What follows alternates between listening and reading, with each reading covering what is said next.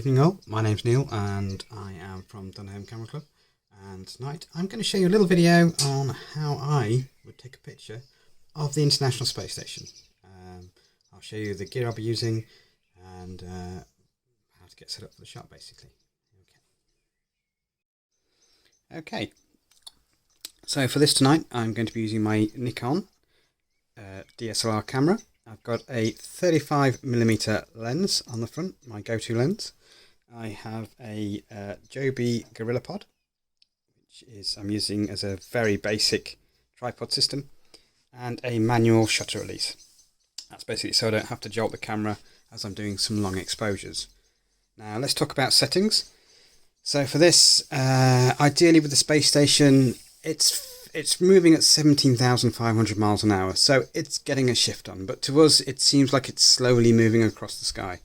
So you're going to want an exposure of at least 10 seconds ideally. So with that you need to think about your ISO. You want to keep your ISO down obviously, because with a long exposure you will introduce a lot of noise. Of course modern cameras can handle noise quite well. And aperture wise I like to stay fairly lowish, just maybe I would say 2.8, 3.2, somewhere around there, just so that I can control everything a little bit better and a little bit easier. I have got a little bit of foreground in this one. As you can see, there's unfortunately a massive hedge in front of me. That's why I'm upstairs here, looking out onto the garden.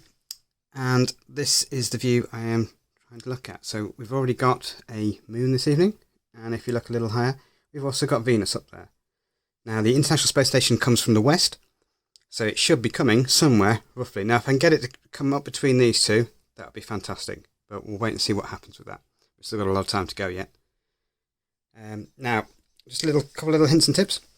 So when I'm using my camera, I always use the live screen, because then I can focus in on something far away and then set the focus onto manual on both the lens and on the camera itself. And then that way I'm locked in and shouldn't have to touch anything once I'm set up for the shot.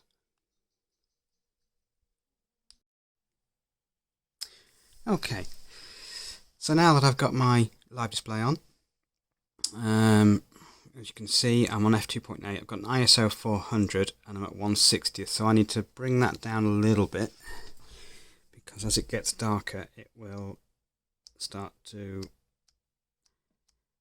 need to be a longer exposure to show up any light. So I'm going to go down to 1/15th. So just going to try one, and we'll fire one off and see what happens.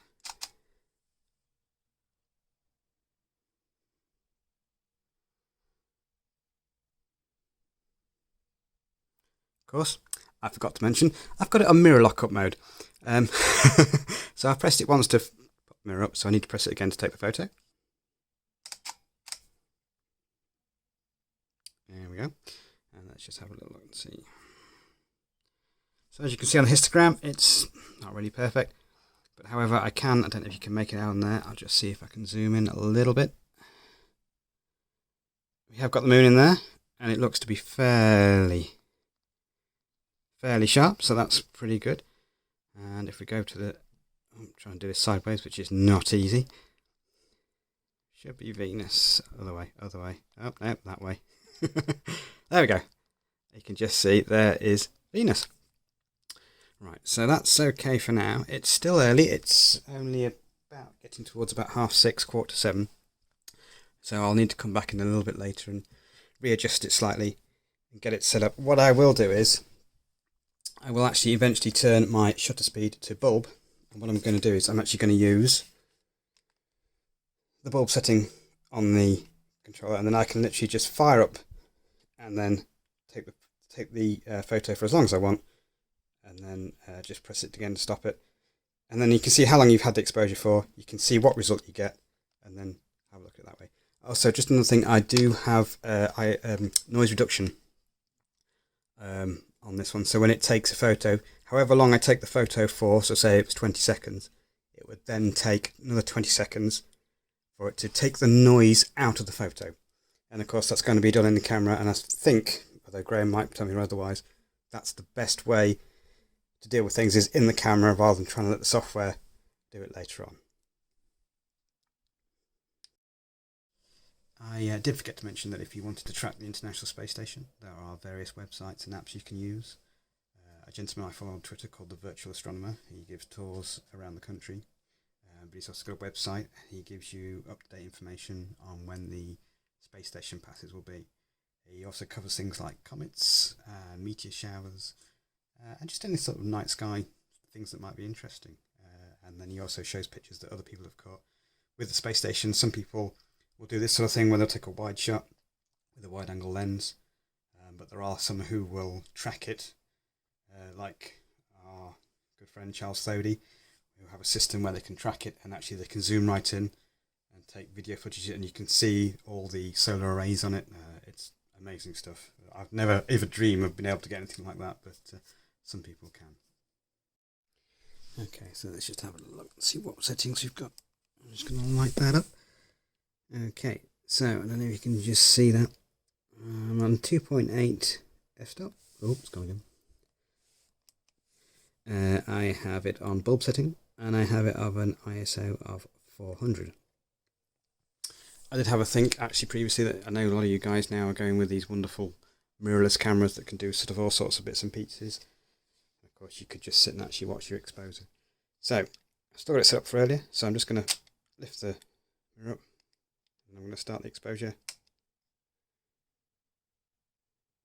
Now, unfortunately, I have got a lamp on in here, just so I can see what I was doing, but obviously if you're out in the field, a little head touch or something. Right, that's 10 seconds.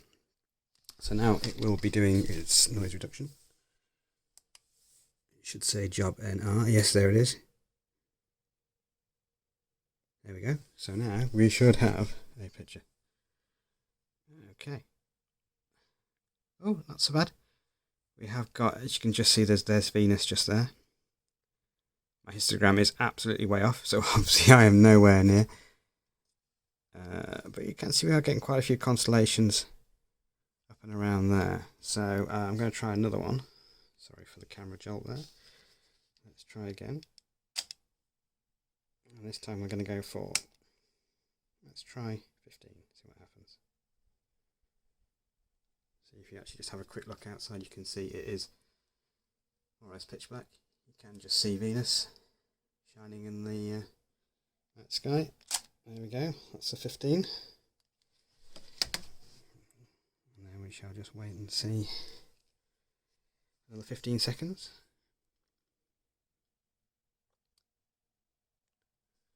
And still going, there we go. Okay, green light, so it's to the card. Let's have a little look-see. Again, not so bad. Let's just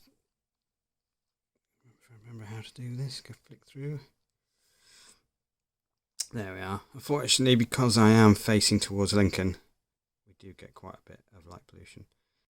So we'll have another one. I'm going to try 20 seconds this time, see what happens. So again, mirror up, and we're off.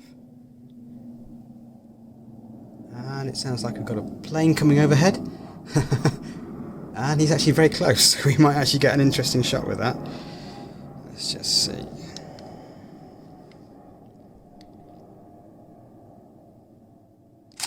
Stop it there. So just got to wait 20 seconds now. Now obviously if you wanted to do back-to-back photos, you would have to take the noise reduction off because you want to be wanting to stop and start and stop and start. If you leave the exposure too long, number one, you're going to get too much light in there.